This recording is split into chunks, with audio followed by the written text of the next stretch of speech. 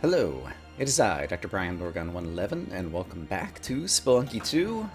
It's another episode of post-commentary. It was last night that I recorded the run where I managed to get to the Duat.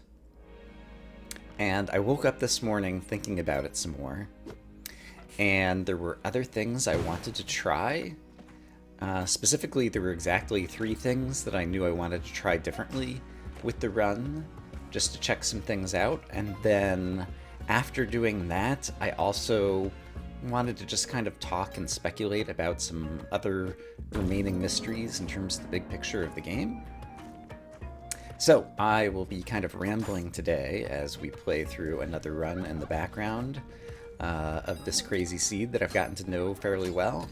And so if you are someone who has unlocked seeded runs and is trying to get new places, perhaps these seeded runs with full playthroughs will kind of like help inspire you if you're having trouble getting to certain places. I still by no means think that this is kind of like an optimal seed for doing various things, but it's a pretty good seed. You get the early jetpack, you get a sufficiently high number of bombs. There's a number of things that the seed has at least somewhat going for it. And it just happened to be the first seed I found when I became inspired. I forgot about the bombs blowing up there, so I accidentally blew up the shopkeeper, so I have a fewer bombs in this run than I did before. But having done the run last night... By the way, this was my very first try this morning, coming back to it, and so I was able to do all the things I wanted to do. And that was another reason that I just wanted to go ahead and do it right now, is so that I wouldn't kind of forget everything that I knew about this seed, and so accomplish some other things. So one thing I wanted to do differently, you'll notice I'm leaving the gold key there, is I was thinking to myself, I don't think I need the Eye of Ujat. That shopkeeper's not dead yet. He didn't actually get hit by the pushy traps enough times yet. I've never come down here when he was alive before. I wanted to see, I don't think I need the Ujat Eye, because if you go to the the Volcana, you actually spend the Ujat Eye in order to activate the drill. And so you don't carry the Ujat Eye forward later in the levels. You see me taking some ridiculous bits of damage around here. Again, I know from having done the seed last night, like I had, I don't know, like 20 hearts or something when I sacrificed myself with the Ankh. Which brings you back down to your original 4 hearts. So I knew that having all of my health wasn't optimal, or wasn't necessary. All I needed to do was have enough health in order to get me to that point. So I wasn't as worried about collecting all the little bits of blood or not taking all the damage during this run. Yeah, what was I saying? So in the Volcana, you actually spend the Eye of Ujat in order to get to Vlad's castle. And so that makes me think that the Eye of Ujat won't be necessary later in the run. It's just there to help you get to that special area. And so similarly, in the jungle, the Eye of Ujat helps you get to the black market by locating it. But since this is a seed where I know the seed, I don't need that help. I don't bother going back for Damsel Doggy on this level because I figure I don't need the heart. And so I was like, okay, let's try it without the Eye of Ujat and just make sure that everything else still works the same way. So I explicitly didn't go after the Eye of Ujat, so that was one of the 3 things that I wanted to do differently. Another thing that ends up going differently by happenstance is the Olmec Fight. Last time I ended up fast-forwarding through the Olmec Fight, and this time I don't need to. For, I guess when we actually get there, I'll show you kind of like how it worked out. I kind of stumbled or blundered into, I almost died right there, blundered into a faster kill way to get him. Anyway, we'll see when we come up to that. And yeah, there were things I wanted to try out in the ice caves as well. So I managed to try out a number of those things, as well as experiment with some other stuff I wanted to try out later in the seed. But we'll get to those things eventually. I want to talk about kind of the big picture of all of the weird Spelunky meta mysteries that I still have yet to solve. And so one of them is, I've been thinking that in the jungle, you use the Eye of Ujat to get to the black market so you can get the headjet, which enables you to use the scepter in the City of Gold, or sorry, the scepter in the temple to get to the City of Gold, where you can then spend your Ankh in order to get to the Duat. So in that branching path that goes to the temple rather than the tide pool, there were like 2 secret areas. First the City of Gold and then the Duat. In my journal, I know, just from looking at the journal pages, that there is 1 area missing after the tide pool, but only 1, whereas there were 2 that came after the temple. And so that makes me think that even if there's some kind of abstract parallelism between the tide pool and the temple in terms of the things that you can do, I think there is an actual difference in that it's not going to be the case that there's going to be 2 different zones to get to from the tide pool. One could imagine possibly that the tide pool also will have a place to sacrifice yourself and it will also bring you to the Duat, but I don't think that's going to happen for whatever reason. I don't know. I'm speculating. So in the tide pool, the reason that you have the headjet or the crown is to get the sword in the stone, Excalibur. And so then what could you do with that? The 2 vague ideas I have about what you would do in the tide pool to get to some secret area are, 1, something to do with Tusk, because Tusk seems to be important. Medem's Tusk's, like, nightclub or something appears on 6-3. We'll actually see that later in this run. Sparrow talks about robbing Tusk. And other than seeing Tusk with the little gambling setup and her personal bodyguard outside, I don't know that I have figured out any interesting things with Tusk, but it seems like there's something there. So that is one possibility of where there could be a secret area in the tide pool, is something to do with Tusk and maybe robbing her or something. The other possibility for the tide pool that I have thought of, actually I guess there's 2 more. One is that I think it's on the same level where you get the sword and the stone, might be the one with the water on the bottom, and it has the great humphead, which is the giant fish in the bottom, who I know I've tried to kill a few times. I don't remember if I ever actually killed him. But I could imagine possibly him being a one-shot kill with the sword and the stone. I actually placed the bomb correctly here to get to the black market on the first try. So that was something that went better than my previous run. Yeah, so I can imagine something with the great humphead possibly is something in the tide pool that could lead us to a different area. And then finally, the one other thing that could be interesting in the tide pool that I thought of is that there's the place with the one-way door that Yang warns us about that goes underneath the lava to where there's an idol, but there's no exit. And so the lava ends up just, when you pick up the idol, falling out of the ceiling and kind of exploding the ceiling, and all the lava falls in on you. And so I was thinking about that as possibly being a thing. That maybe there's some secret way out, or maybe we could use the Ankh in there and like die with the idol, and that might bring us somewhere, possibly. So these are some ideas I have for what we could do in the tide pool. But I'm still not sure, and there's still a number of things one could speculate about. With more experience in this particular black market, I still don't think I'm going to be great at robbing black markets necessarily in general, but this one just had that awesome spot for the shopkeepers to kill themselves when they come up for me. So yeah, this black market felt like I was kind of kicking butt with. I think there's still 2 shopkeepers left, and one of them gets stuck in a spider web, and the other one is kind of stuck in the bottom area, and so there were good things happening.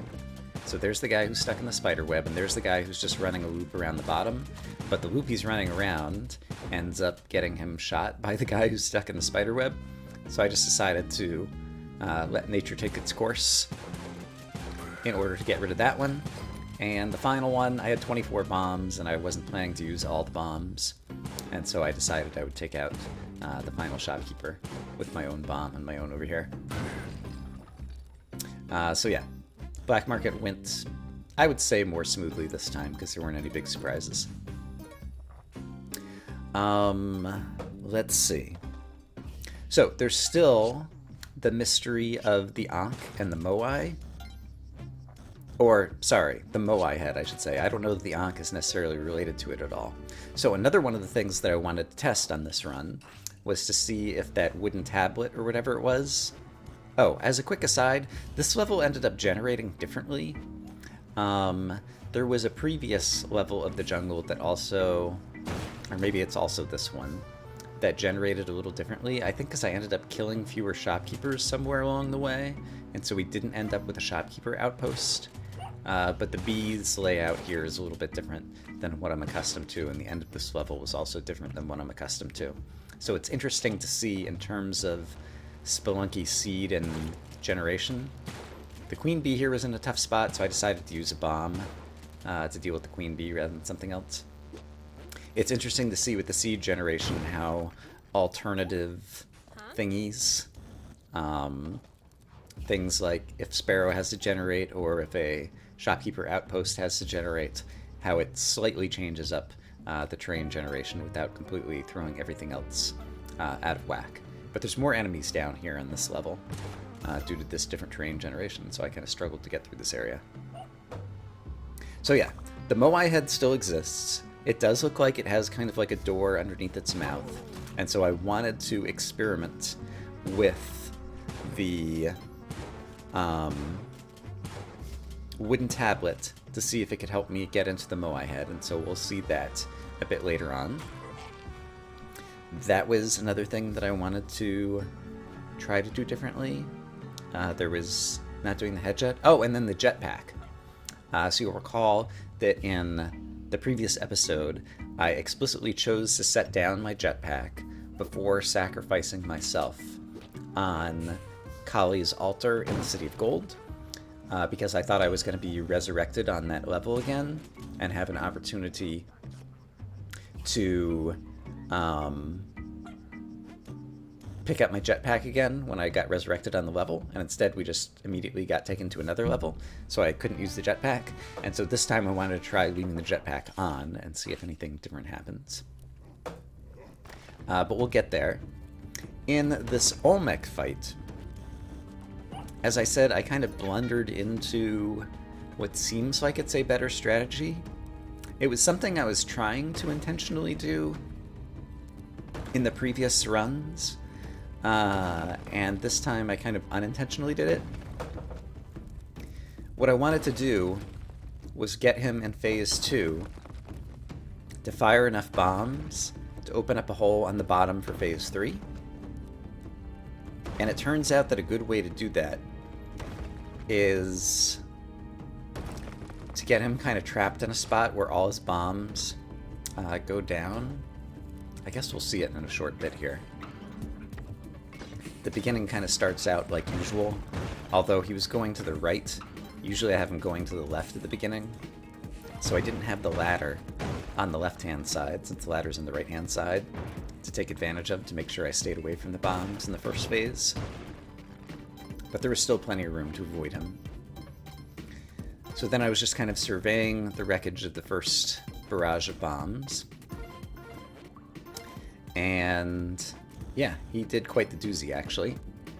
I didn't have any particular plans of where I wanted to drop him, so I was just kind of shooting at him to get him wherever he could go, because I just need more bombs before we can do much of anything. And then I decided the safest place to be when Olmec is doing the bombs is above him, although I think you need to be below him for a moment before he'll fire his next round of bombs. So I quickly get below him and then use the jetpack to fly back above him. Without the jetpack, this would be much more difficult, although I imagine you could spend some ropes. So once again, I'm surveying the damage to see where the bombs have opened things up. And he's managed to make a couple of big holes that he could potentially fall through already. And so I was going to see if I could drop him in one of those holes, but he ends up getting stuck right here. And this ends up being really good. So it's dangerous because it's harder for me to get below him to where he can fire bombs. But now look at where all of his bombs are going.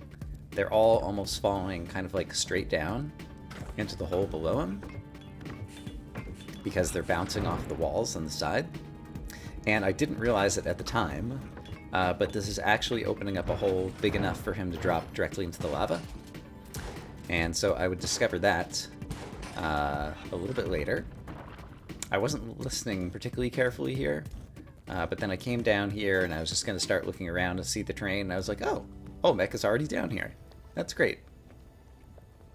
So that Olmec fight ended up going a whole lot quicker. Let's see. And there were even bombs that exploded through the doorway into the backside, and so there's a bit of explosion in the backside, which caused me to look down to see if there might be anything below. But it doesn't appear that there is. Let's see.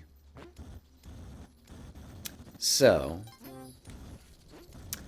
other things I want to do. So yeah, figuring out the purpose of the sword and the stone, and what you do with it, that's going to be interesting.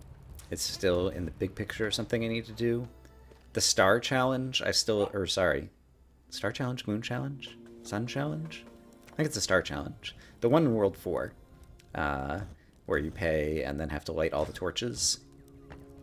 I have only done that a few times, and I actually did it off camera in all the practice runs before the previous episode. I had the pitcher's mitt, but did not have the jetpack. I guess because I had already died via the Ankh or something. Is that right? I don't remember. Or maybe it was just on a practice run or something.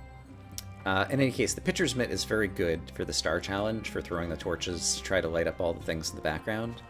So that's something I want to try at some point and see what the reward is, because we still haven't figured out what to do with Ho Yi's bow, or whatever it is, that we get from the moon challenge.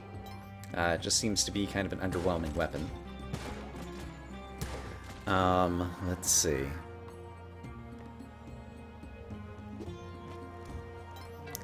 I think that's maybe everything that's on my notes in terms of like the meta of stuff that I want to do. So let's continue watching this run. The first world of the temple went pretty well, as usual. This world generated differently again, so I imagine it's something to do with like shopkeepers and outposts or something that caused it to generate differently. And I wasn't sure. I realized that the City of Gold entrance was right here up at the top, so I didn't have to travel very far, but the Crocman there made me very nervous.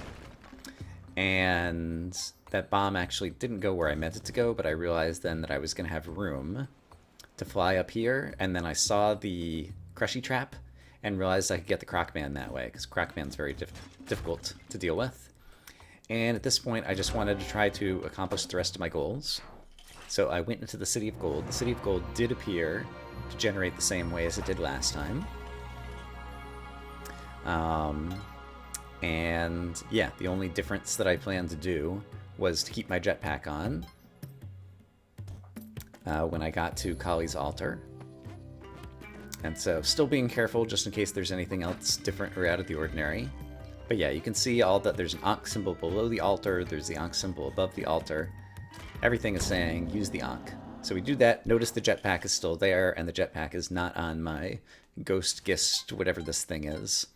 At some point, I got a gist in my journal entry. I don't remember how I did that, and I never noticed which video it was in to go back and review my own video evidence. If anyone has been like binge watching these or just knows what episode number and timestamp that I got the gist, which was like a special ghost that I think I got from a Kali altar or something, and maybe something being cursed. I don't remember exactly. I would like to explore that more, but I don't know how. I think I ended up taking a different route through this place. I wanted to be careful, but I also wanted to experiment a little bit in terms of like how I dealt with certain enemies and how I tried to path up here through the Duat. I also couldn't remember exactly where the snake guy Pep or something, I forget what his name is, was going to come. So I was trying to be wary until the right moment. And then in the previous run that you saw in the previous episode, I accidentally threw a bomb up here and exploded some of the terrain. And so I was wondering if there was a better way to do this. But I realized that I won't be able to use a rope. I try it out again just to make sure that it doesn't work. But there's nothing for the rope to catch up onto. And I can't jump high enough to get over that little area. So I was thinking I'm going to have to do the same thing I did last time, and then realized last time I jumped over that bit of lava, but now there isn't enough headroom to jump over that bit of lava.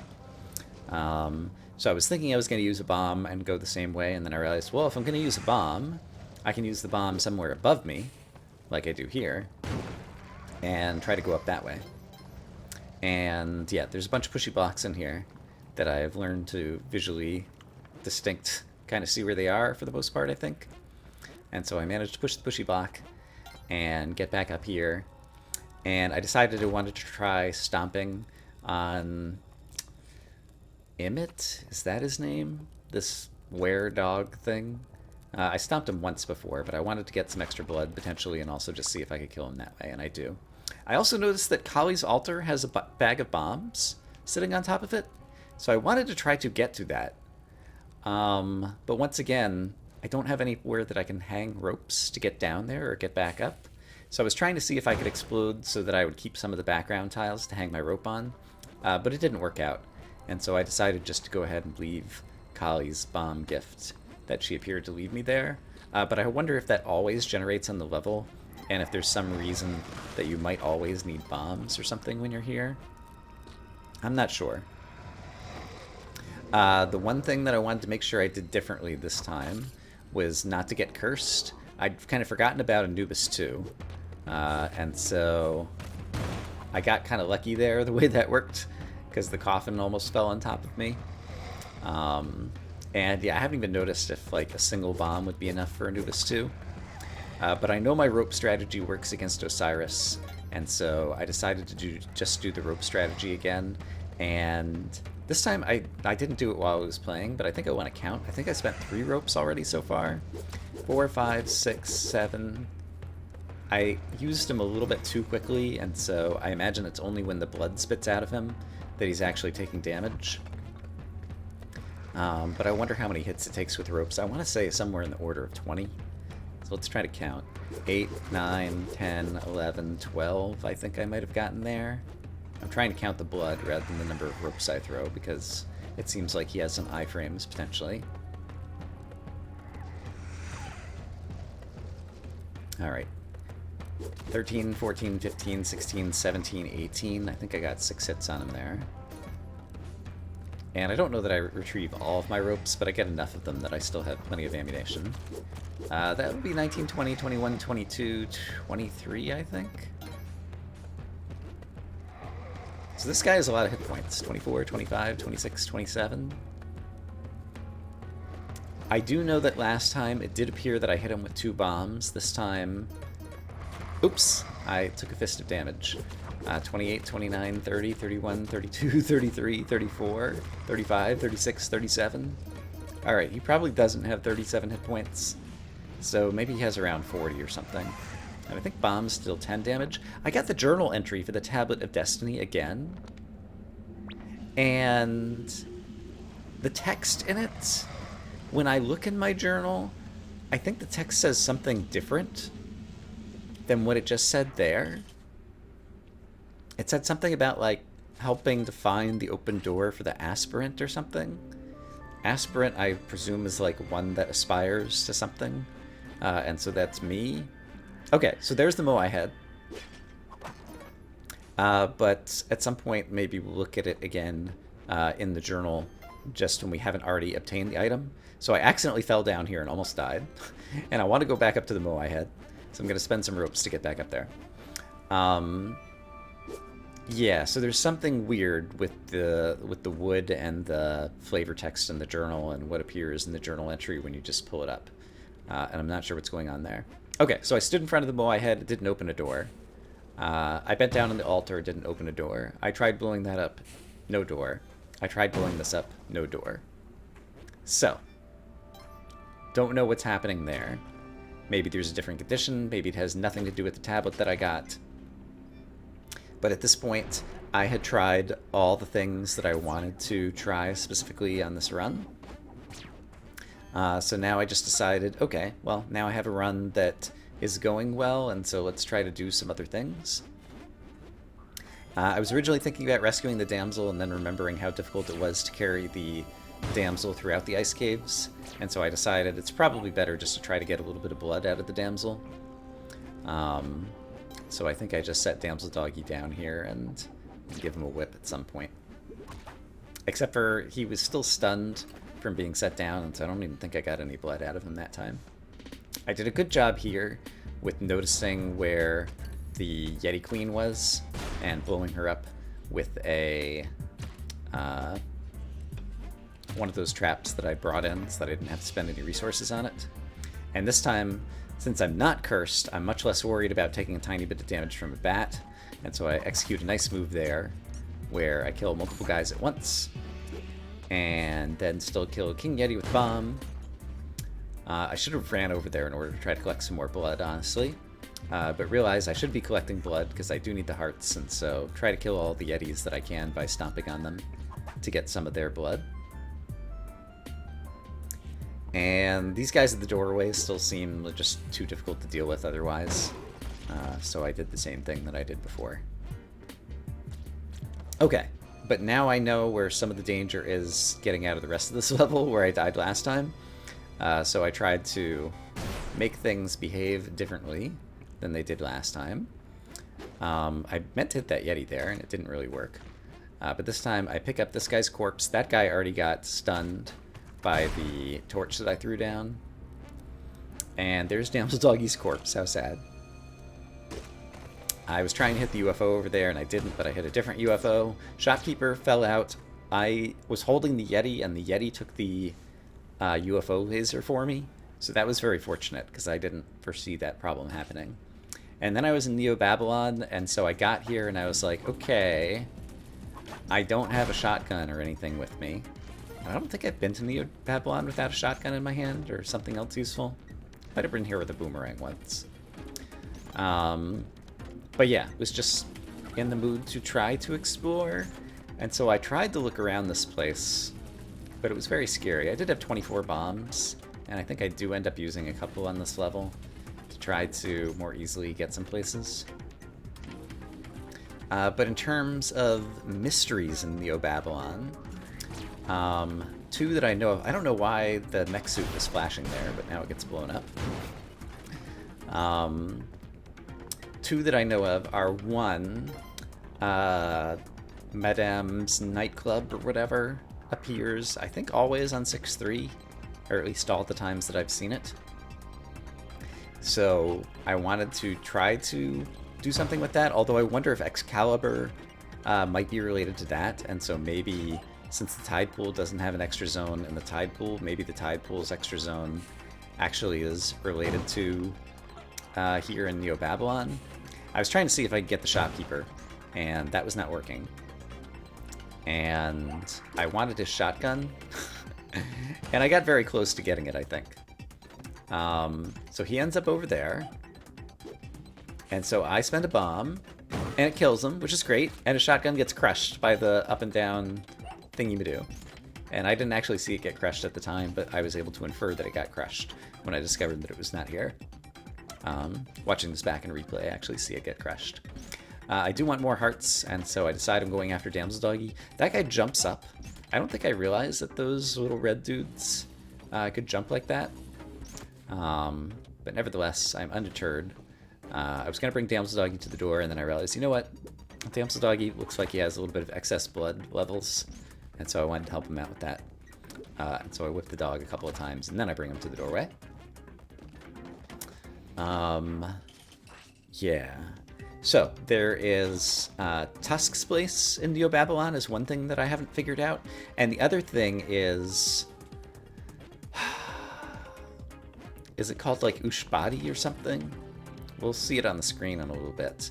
But there's the crazy room that has all of the, like, coffin style thingies. I don't remember if I've ever taken the idol from here to see what the trap is, but I was not interested in entertaining that on this particular run. I do kind of experiment a bit over here, and I think I end up wasting too much time in this level as I'm trying stuff out.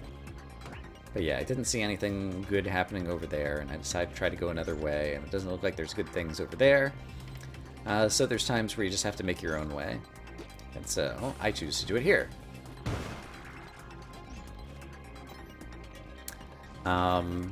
So yeah, there's that crazy room that has tons of different, like, coffin idol kind of things that you can pick up. And so I decided in this run, since I didn't have any other explicit goals, I wanted to get into that room and try to check it out some more. Maybe there was this hidden secret passageway that I would be able to find as a result of holding the wooden tablet, for example. The doorway to it, I don't see it at this moment in time, but the doorway was just over there in the bottom right. I was a little bit more worried about all the very, very many lasers and things, and then very scary moment here. Rather than commentate, let's just watch. That's not even the scariest bit.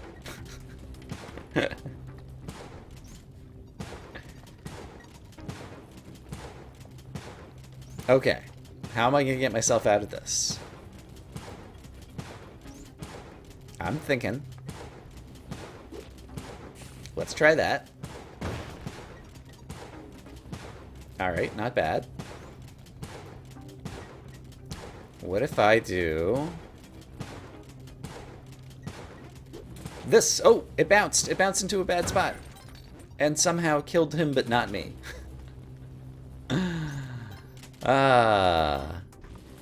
So that was pretty lucky.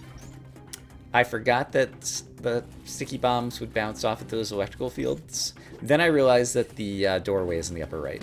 So I was like, okay, I have to continue going up there. And I realize I'm running low on time, but I also remember that there is a clover in this special zone thing I'm about to go into.